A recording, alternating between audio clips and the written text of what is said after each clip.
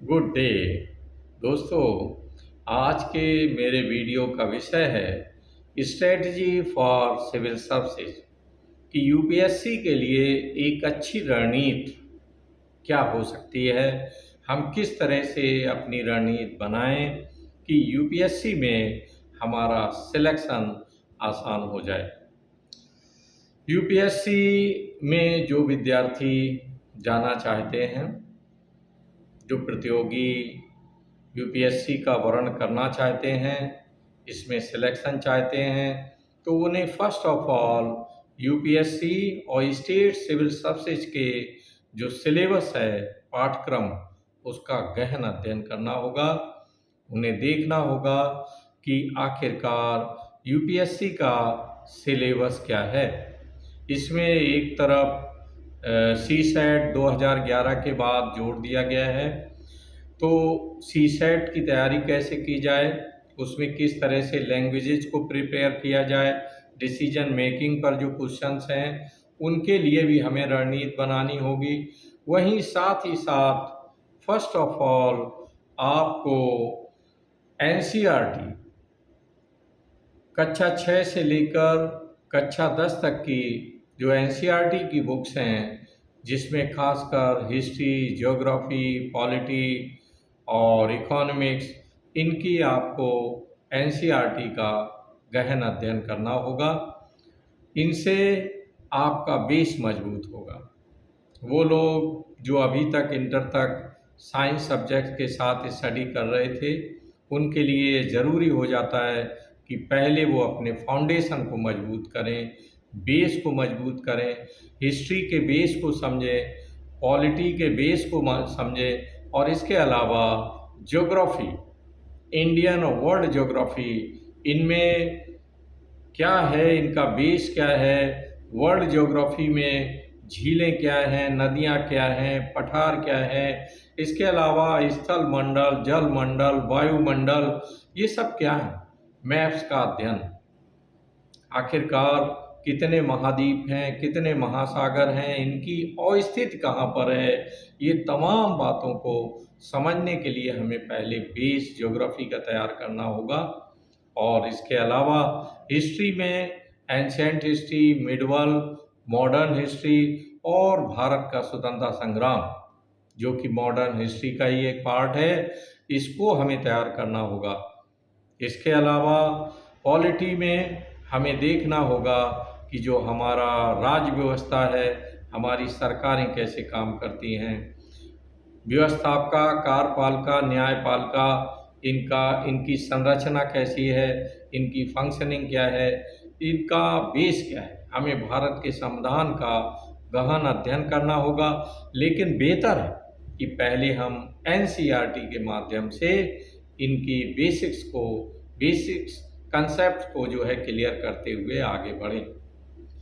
प्रतियोगियों, आपके लिए ये भी बहुत ज़रूरी है कि जब हम अपने आधार और बेस को, फाउंडेशन को मजबूत कर रहे हैं, तो ऐसी स्थिति में जो मेजर सब्जेक्ट्स हैं, जो बेस है या जो आधारभूत पार्ट्स हैं जनरल स्टडी के, तो उनको प्रिपेयर करने के लिए आप, जैसे राज्य व्यवस्था है, तो राज्य व्यवस्था से जुड़ी हुई वैधानिक शब्दावली को आपको समझना होगा। आप डिक्शनरी लेकर के बैठें, खासकर राजनीतिक शब्दावली की डिक्शनरी, और उसमें बाकायदे राजनीतिक शब्दावली का ज्ञान हासिल करें। इसके अलावा आर्थिक शब्दावली, मुद्रास्फीति क्या होती है, मुद्रा अवमूल्यन क्या होता है, बूम क्या है, आर्थिक शब्दावलियाँ याद रखें कि कोई भी विषय जो जटिल होता है, हमारे लिए डिफ़िकल्ट है या बहुत ईजी है, तो उसके लिए जो मेन प्रॉब्लम क्रिएट करने वाली चीज़ें हैं, वो वोकैब्युलरी है, यानी शब्दावली। तो शब्दावली को आप स्पष्ट करते हुए चलें, आर्थिक शब्दावली। इसके अलावा आप आते हैं भूगोल में, वहाँ भौगोलिक शब्दावली भी हमें स्पष्ट होना चाहिए। अक्षांश क्या है, देशांतर रेखाएं क्या हैं। चूँकि जब शब्दावली हमें स्पष्ट है, तो जाहिर है कि बहुत सारी चीज़ों को हम बहुत अच्छी तरह से स्पष्ट कर सकेंगे। चूँकि सवाल केवल प्रिलिमिनरी के ऑब्जेक्टिव टेस्ट का नहीं है, मेंस में हमें उन्हें डिस्क्रिप्टिव वे में प्रेजेंट करना है। तो ऐसी कंडीशन में आपको शब्दावलियों से परिचित होना होगा।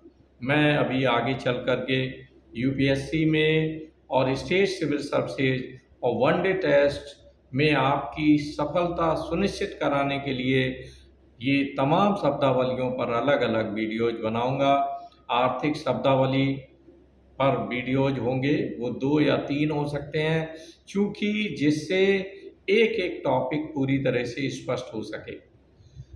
वैधानिक शब्दावली, संवैधानिक शब्दावली, इस पर भी एक वीडियो होगा, जिसमें जो क्लिष्ट संवैधानिक शब्द हैं, उनको स्पष्ट किया जाएगा। और इसके अलावा भौगोलिक शब्दावली और ख़ासकर विज्ञान एवं तकनीकी से जुड़ी हुई शब्दावली, इन सबको अपने वीडियोज़ के माध्यम से मैं आप सभी को स्पष्ट कराऊँगा, जिससे आपकी सिविल सर्विसेज की जो मंजिल है, वो बहुत आसान हो सके और आप सफलता का वर्ण कर सकें।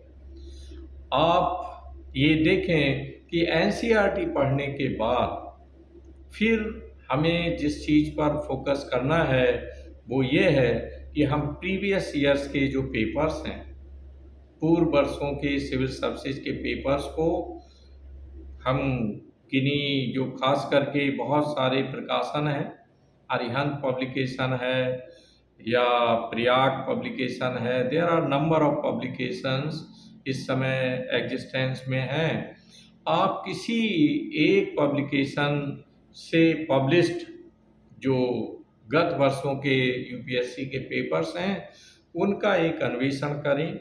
उनमें आप देखें कि हिस्ट्री पोर्शन से कितने क्वेश्चन गत 10 वर्षों में पूछे गए हैं, 2011 से पहले और 2011 के बाद।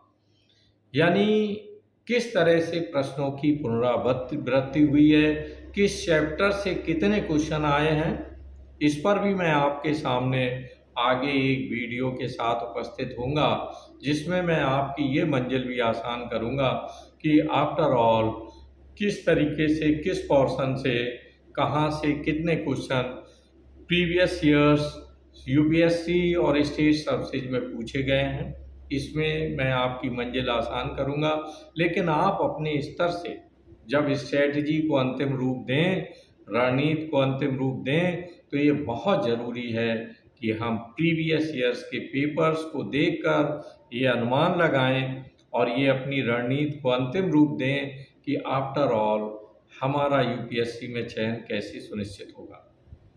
दोस्तों, याद रखें कि यूपीएससी देश का सबसे बड़ा दंगल है। इसमें हमें भारत केसरी या इस स्थिति में दांव पेच सीखने की ज़रूरत है कि जिससे हम यूपीएससी के इस बड़े दंगल में उतर करके अन्य प्रतियोगियों को पीछे करते हुए और हम सफलता का वर्ण कर सकें। तो जाहिर है कि ये मंजिल बगैर एक सुनिश्चित रणनीति के बिना ये कदापि संभव नहीं होगी। तो रणनीति का बनाना बहुत ही ज़रूरी है। आप समय प्रबंधन करें। अगर हमारा एग्ज़ाम मई में होने जा रहा है, तो इन दैट केस हम पाएंगे कि इस समय 10 माह का हमारे पास समय है।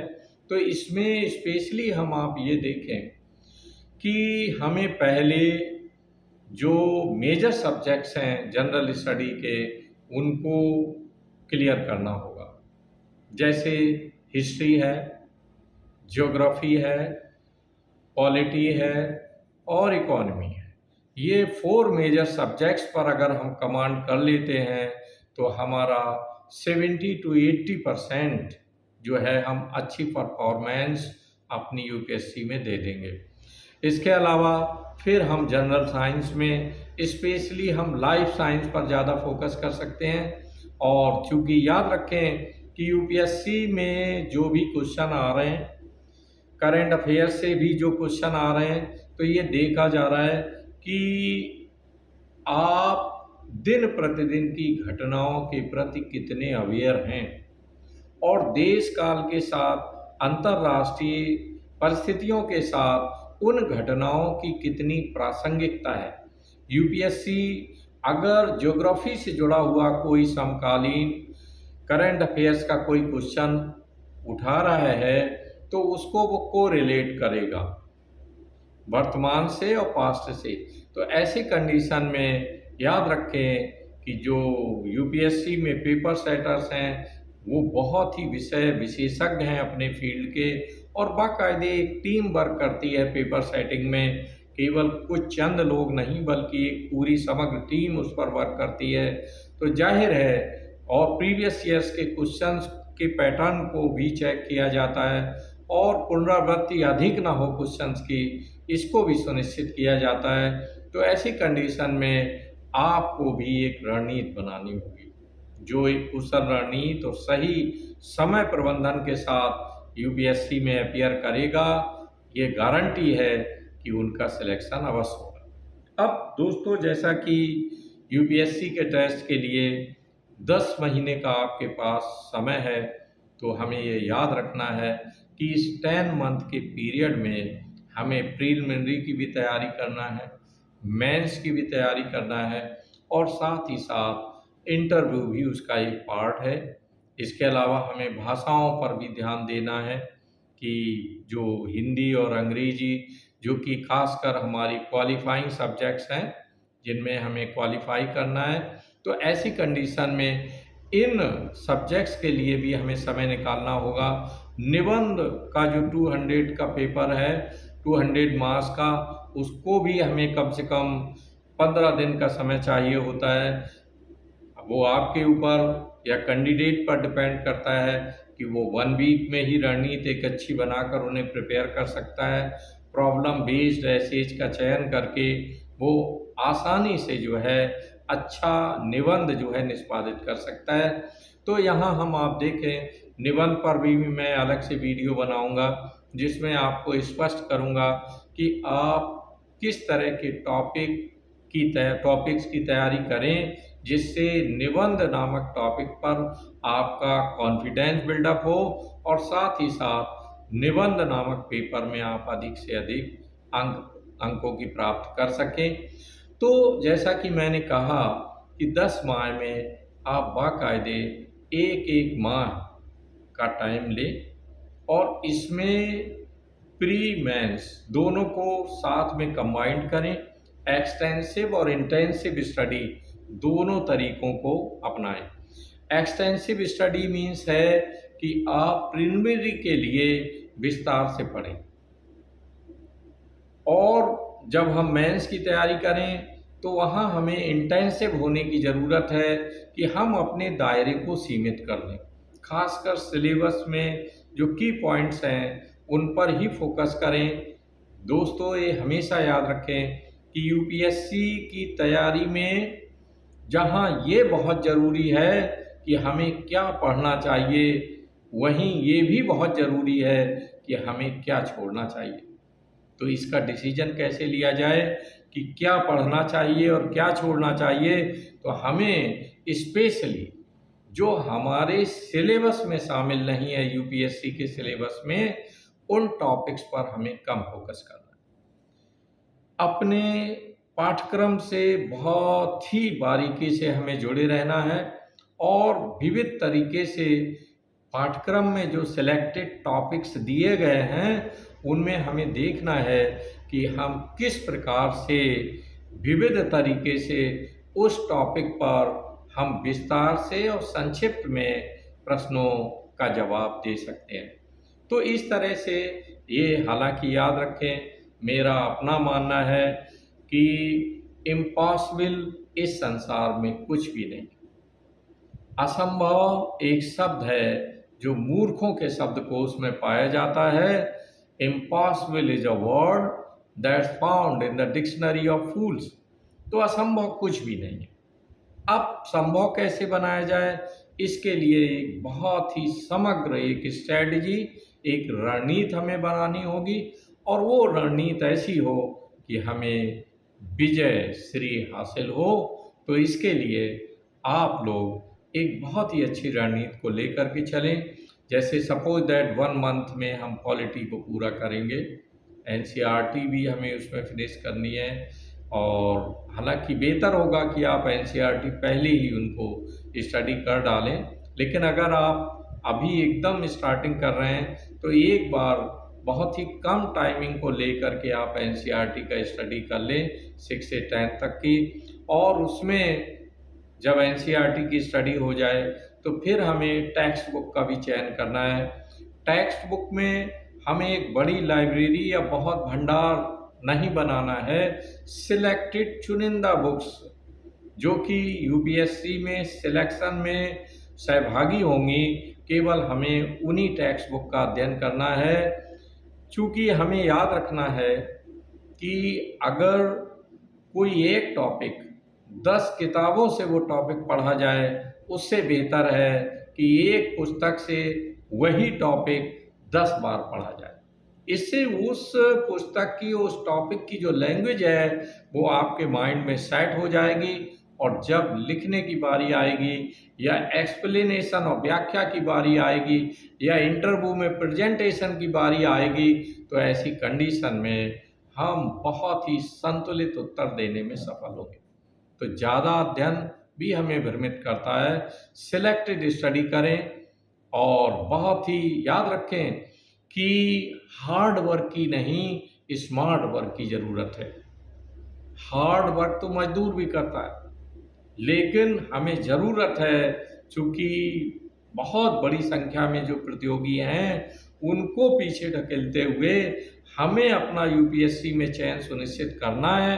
तो ऐसी कंडीशन में ये काम एक सफल रणनीति के बिना संभव नहीं है। तो आप करंट अफेयर्स के लिए भी समय दें। करंट अफेयर्स पीछे का जो ट्रेंड था, तो 1 ईयर का जो करंट अफेयर्स है वो यूपीएससी में पूछ लिया जाता था, लेकिन इस समय देखा जा रहा है, गत वर्ष का जब हम पेपर की स्टडी करते हैं तो ये पा रहे हैं कि यूपीएससी में 2 वर्ष के करंट अफेयर्स से क्वेश्चन आ रहे हैं।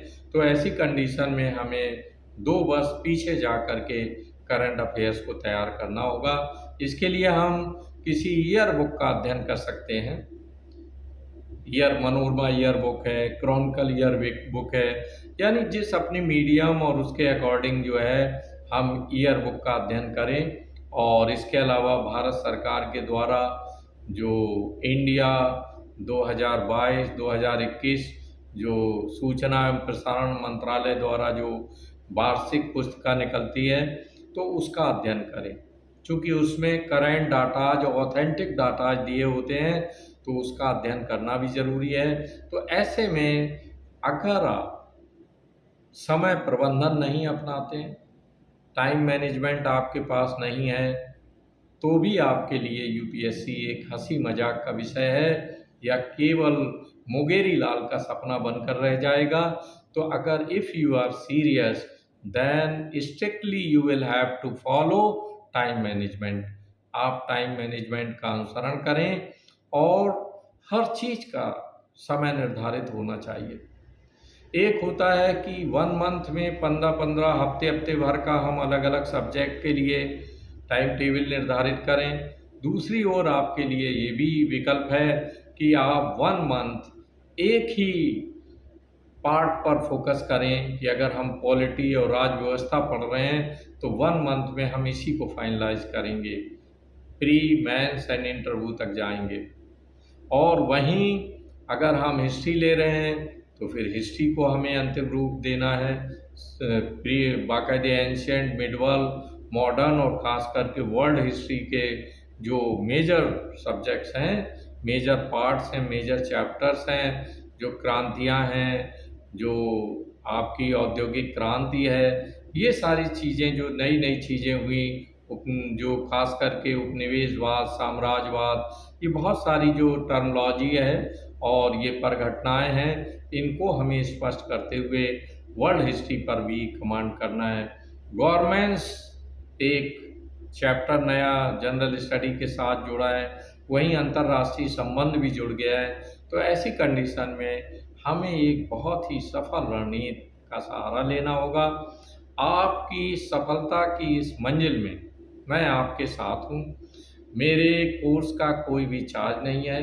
केवल देश के जो निर्धन प्रतियोगी, जो खासकर फाइनेंशियली वीकर सेक्शन से हैं, लेकिन उनका भी सपना है कि वो यूपीएससी में चयनित हों, उनके लिए मैं खास करके बिल्कुल फ्री में उपलब्ध रहूँगा और बराबर आपका मार्गदर्शन करता रहूँगा।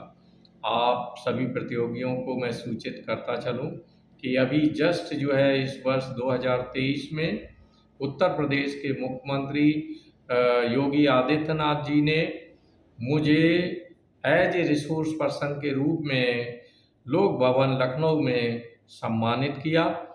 मैंने हापुड़ आईएएस एकेडमी, जो उत्तर प्रदेश की सरकारी कोचिंग है, उसमें ऑनलाइन मैंने प्रतियोगियों को मार्गदर्शन प्रदान किया, प्री, मेंस और इंटरव्यू में।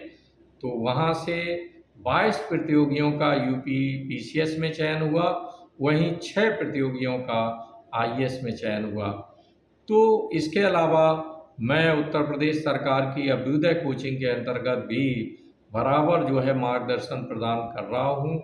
मेरा लक्ष्य यही है कि मेरा भारत शक्तिशाली बने और वो लोग जो हमारे खास करके ग्रामीण परिवेश से आ रहे हैं, जिनकी आर्थिक परिस्थितियां अच्छी नहीं हैं, लेकिन उन्होंने भी अपने जीवन में एक ध्येय बना लिया है, एक सपना बनाया है कि हम भी बड़े बनेंगे, तो कैसे उन्हें बड़ा बनाया जाए।